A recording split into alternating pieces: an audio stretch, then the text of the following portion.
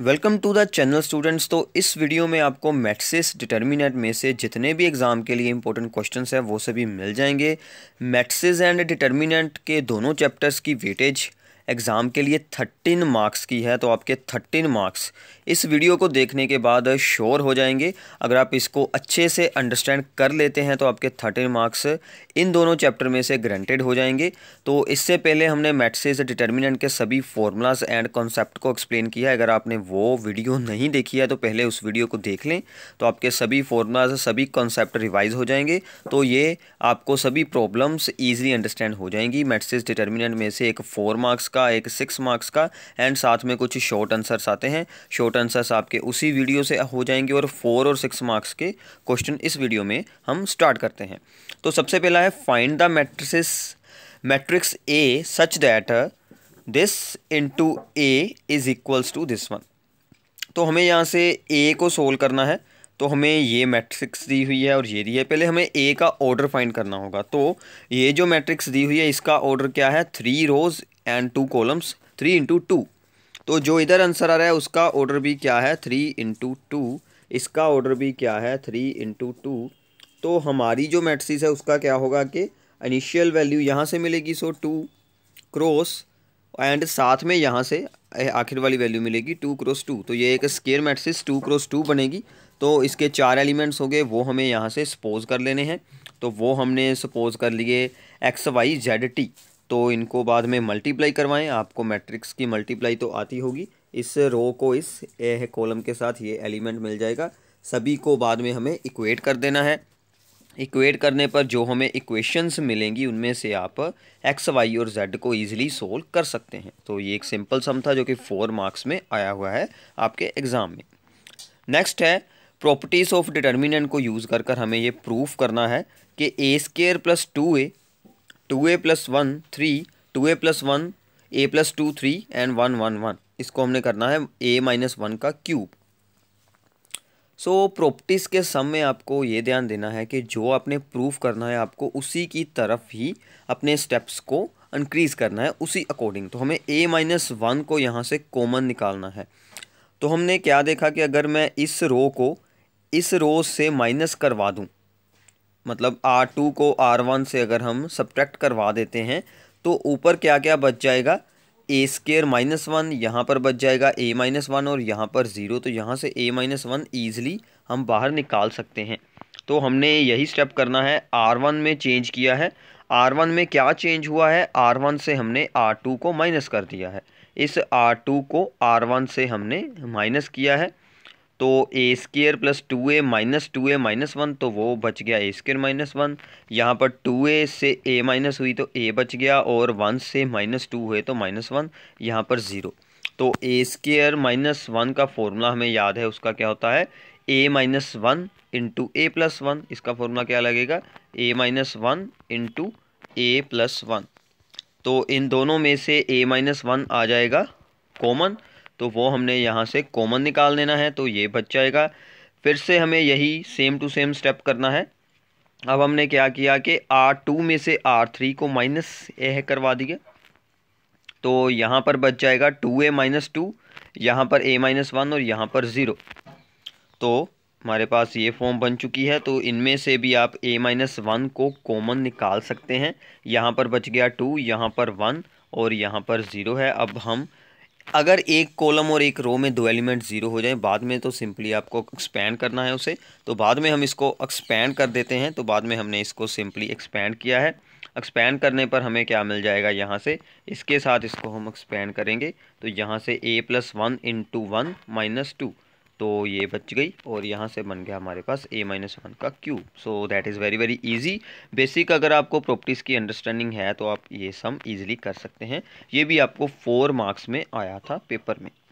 Next is also based on the properties of the determinants.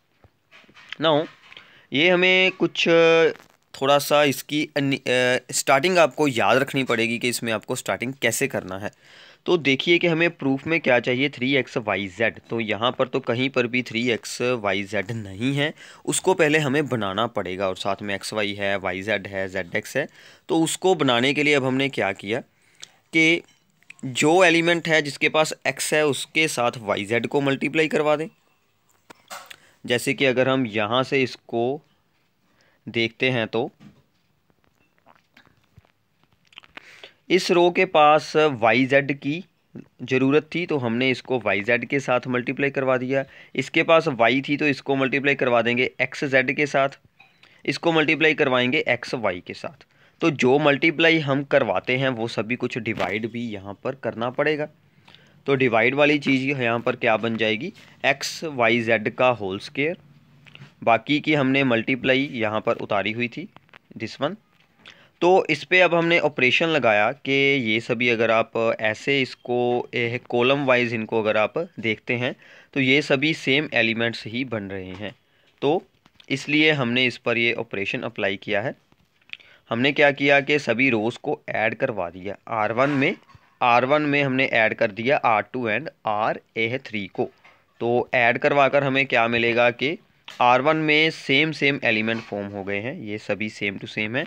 तो ये सभी में से आ जाएगा कॉमन, यही हमने प्रूफ करना था प्रूफ में। तो ये हमारा आ गया यहाँ से बाहर।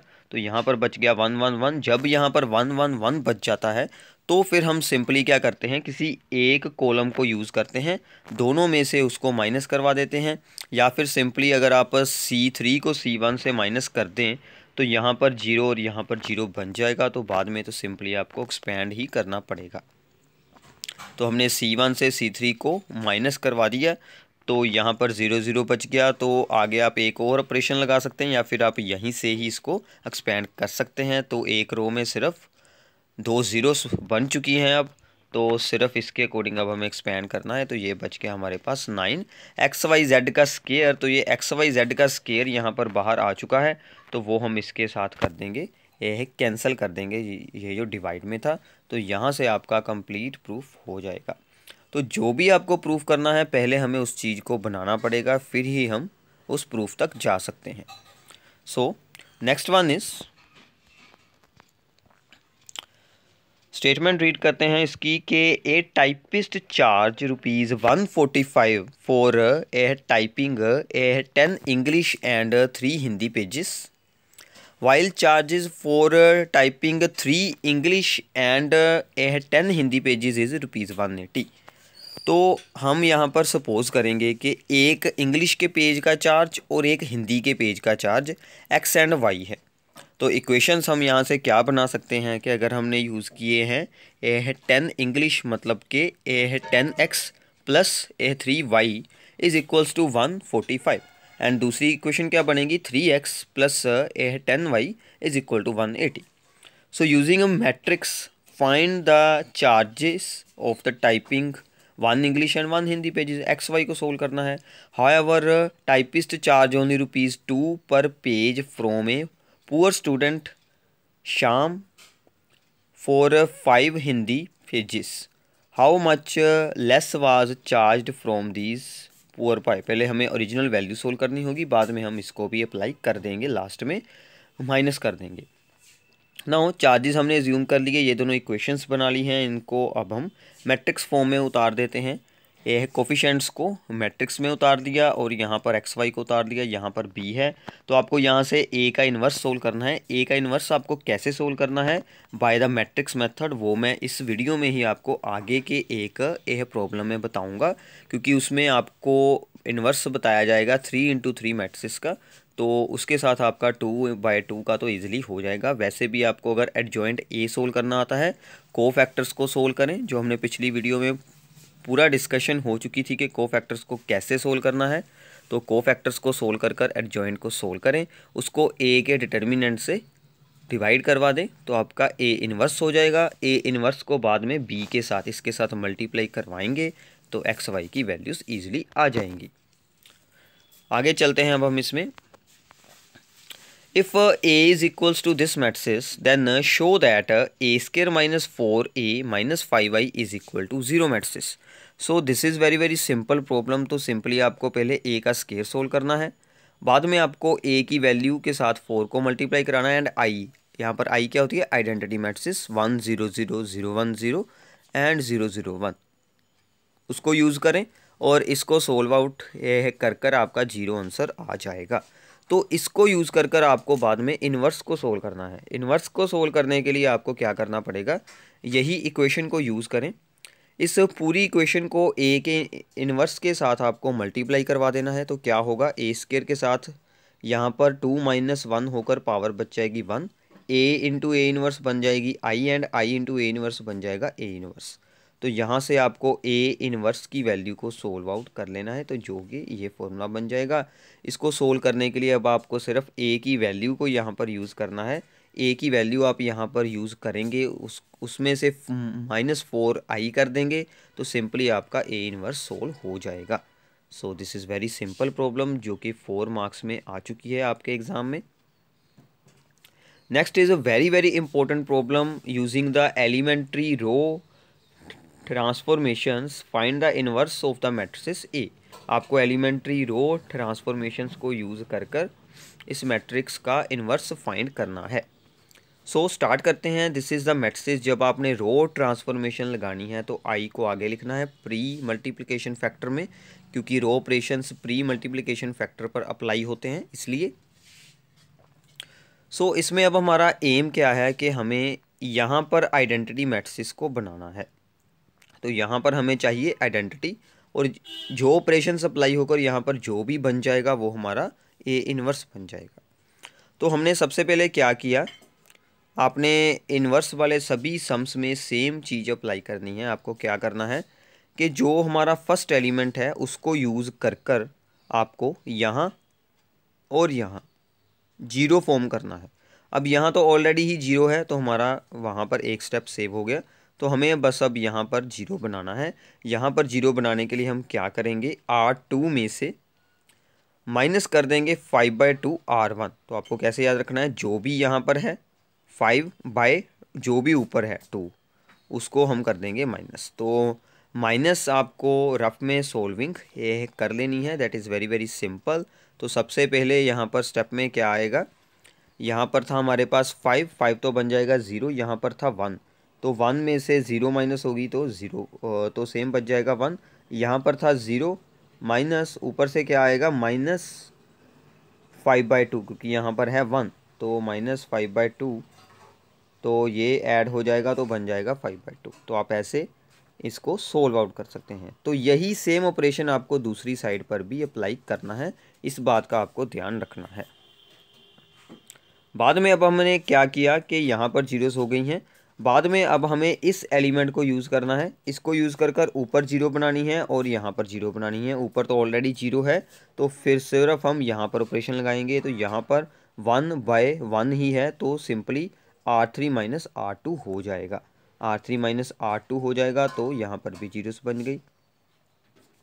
अब सिर्फ हमारी बची है ये वाली रो। अब हमें इस एलिमेंट को यूज़ कर कर यहाँ पर और यहाँ पर जीरो बनानी है।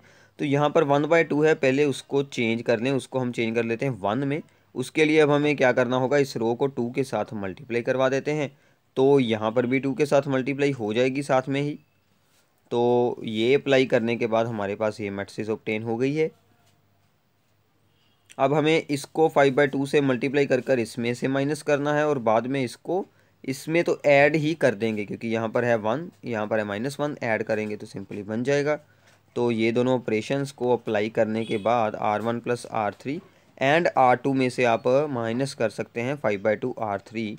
तो ये दोनों ऑपरेशंस अप्लाई करने के बाद आपकी यहाँ पर ये मैट्रिसेस बन जाएगी। ध्यान रखिएगा, सभी ऑपरेशंस आपको दूसरी साइड भी खुद ब खुद साथ में अप्लाई करते जाना है, वहीं से हमारा आंसर आने वाला है ए इन्वर्स का। तो लास्ट में सिर्फ यहाँ से हमें 2 को हटाना था, तो इसलिए R1 को हमने डिवाइड करवा दिया बाय 2, तो यहाँ पर हमारा ये आंसर बन जाएगा। So this becomes the A inverse. तो ऐसे आप एलिमेंट्री रो ट्रांसफॉर्मेशंस को अप्लाई कर कर ए का इन्वर्स सोल्व कर सकते हैं। सिर्फ सिंपल चीज़ क्या है कि सबसे पहला एलिमेंट यूज़ करें, नीचे की दोनों रोज़ में जीरोस बना दें। दूसरी रो का दूसरा एलिमेंट यूज़ करें, ऊपर नीचे जीरो बना दें, और थर्ड रो का लास्ट एलिमेंट यूज़ करें, उसके दोनों ऊपर जीरोस बना दें। तो सिंपली हो जाता है ये। सभी में आपको सेम मेथड यूज़ करना पड़ेगा। आगे चलते हैं प्रॉपर्टीज़ ऑफ डिटर्मिनेंट पर। तो हमें यहाँ से x की वैल्यू सोल्व करनी है, फाइंड 4x। तो ये आपको देखना है, अगर हम इनको इस तरह से ऐड कर देते हैं और इसको भी बाद में ऐसे ऐड करते हैं, इसको भी, तो सेम चीज़ बन रही है। तो इसलिए हमने ऑपरेशन लगाया C1 में C2 और C3 को ऐड कर दिए। तो इसको ऐड करने के बाद अब क्या होगा कि यहाँ से सभी जगह से 3x + 7 आ जाएगा बाहर, कॉमन निकल आएगा। तो इसको हमने निकाल लिया कॉमन। तो यहाँ पर अब ये सिंपल है, आपको क्या करना है, एक रो को दूसरी दोनों में से आपको माइनस करवा देना है। तो माइनस करवाने के बाद आपके पास ये चीज़ बच जाएगी। अब एक रो में, एक कॉलम में 2 जीरोज़ हैं, तो अब बस आपको सिंपली से एक्सपेंड कर देना है। एक्सपेंड करने पर हमें आंसर यहाँ से मिल रहा है सो दिस वन। तो इसमें से x को सोल्व करना था, तो या तो ये 0 होगा, तो ये तो 0 हो नहीं सकता।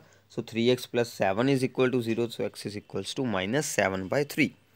सो प्रॉपर्टीज़ में सभी सम एक जैसे होते हैं, सिर्फ आपको स्टार्टिंग में एक बार ध्यान रखना होगा कि मैं कैसे उनको ऐड करूं ताकि वो सिंपल फॉर्म में चेंज हो जाए।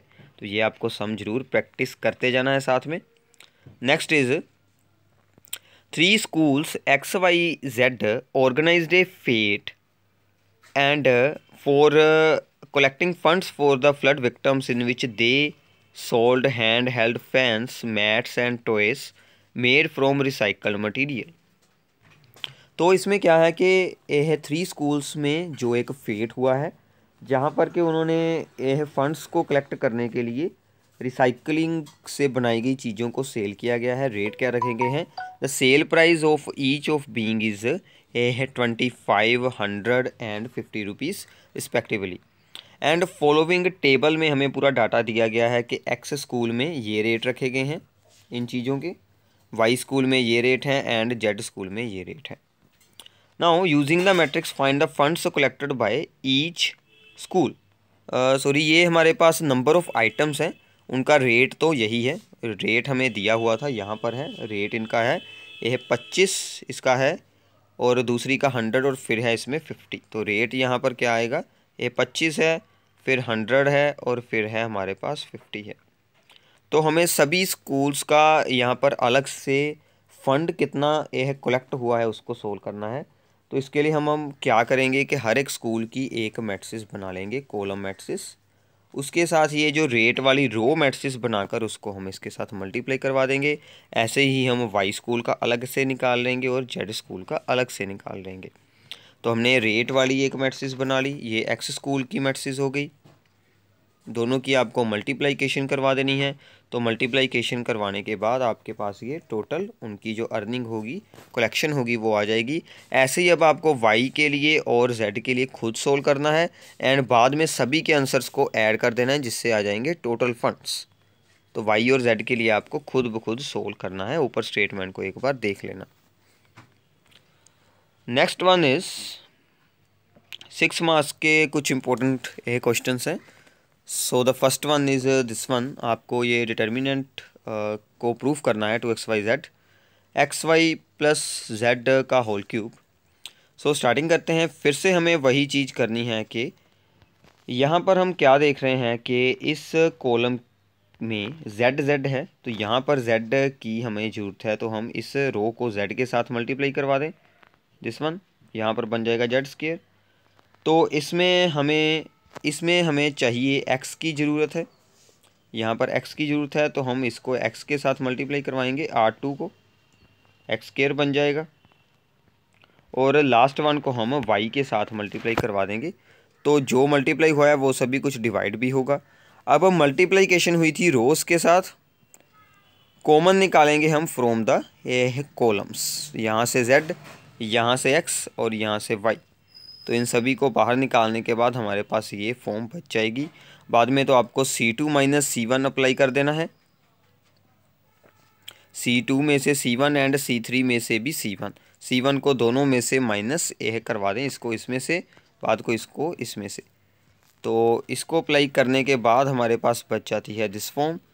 सो इस पर तो अब आप सिंपली फार्मूला लगा सकते हैं, a - b, a² - b², यहाँ पर भी और यहाँ पर भी, और यहाँ पर भी लग जाएगा और यहाँ पर भी। सभी जगह पर ये फॉर्मूला अप्लाई होने के बाद हमारे पास XYZ यहाँ से एक बाहर आ जाएगा और एक आ जाएगा यहाँ से बाहर। तो उसका स्केयर तो बाहर आ चुका है और बाकी बची की ये टर्म्स हैं। अब हम यहाँ पर अप्लाई करते हैं R1 minus R2 plus R3। R1 में से R2 प्लस R3 को हमने कर दिया माइनस, तो वो बन जाएगी हमारे पास ये फॉर्म। तो अब हम इसके साथ क्या करेंगे कि C2 में हम अप्लाई करेंगे C2 plus 1/x C1। C2 में 1/x प्लस C1, ये है C2, ये है C1। तो C2 में 1/x C1 को ऐड करेंगे ताकि जहाँ पर भी 0 बन जाए और यहाँ पर भी 0 बन जाए। तो हम यहाँ दोनों जगह पर 0 बना ली है। अब हमें इसको सिर्फ एक्सपेंड करना है, इसके साथ एक्सपेंड करेंगे तो हमारे पास आंसर मिल जाएगा। सो फाइनली आपका आंसर यहाँ से बन जाएगा प्रूफ होकर। तो ये थोड़ा सा आपको स्टार्टिंग से इसको याद रखना पड़ेगा, अदरवाइज़ बिल्कुल ही ईजी सम है। नेक्स्ट अब हम इसमें चलते हैं कि if a is equals to this matrix and this equation हमें दी हुई है a³ minus 6a² plus 7a plus ki³ ki3 is equal to 0 matrix. तो इसमें से आपको k सोल्व करना है। This is very very easy problem. आपको सिंपली क्या करना है, यहाँ से ki को एक साइड पर रख लें और बाकी के सभी मैट्रिक्स को दूसरी तरफ यूज़ कर लें। a से a का स्क्वायर सोल्व करें, a से a का स्क्वायर, और बाद में a स्क्वायर को a के साथ मल्टीप्लाई करवा देंगे तो a³ बन जाएगा। वो सभी कुछ सोल्व कर आपको सिंपली यहाँ पर यूज़ करना है और यहाँ से आप इसको सोल्व कर सकते हैं k की वैल्यू को। थर्ड में अब हम यूज़ करते हैं कि आपको कैसे सिस्टम ऑफ इक्वेशंस को सोल्व करना है using matrix method. That is very very important sum. ज़्यादातर हर साल ये पेपर में ज़रूर आता है सम। तो if a is this matrix find a inverse, तो पहले आपको a का a इनवर्स सोल्व करना है। Hence find the system of equation को सोल्व करना है इसी को यूज़ कर। तो सबसे पहले हमें a मैट्रिक्स दी हुई है, हम उसमें से क्या निकालेंगे, सबसे पहले आपको निकालना होगा डिटर्मिनेंट। तो डिटर्मिनेंट आपको इसका खुद सोल्व कर देख लेना है, वो नॉन जीरो आना चाहिए। अगर वो नॉन जीरो है तो इसका इन्वर्स हो सकता है। तो हम ये फॉर्मूला अप्लाई करते हैं। तो इसमें अब हमें क्या चाहिए, कोफैक्टर्स आपको निकालने पड़ेंगे। तो कोफैक्टर्स मैंने आपको सिखाया था। अगर आपको इस एलिमेंट के कोफैक्टर निकालने हैं तो इन दोनों को यूज़ करें, इसके निकालने हैं तो ये दोनों यूज़ करेंगे। ऐसे आपको सभी के कोफैक्टर्स को सोल्व आउट कर एडजॉइंट ए को सोल्व कर रख लेना है। तो एडजॉइंट ए से आपको एडजॉइंट ए बाय डिटर्मिनेंट ए करेंगे,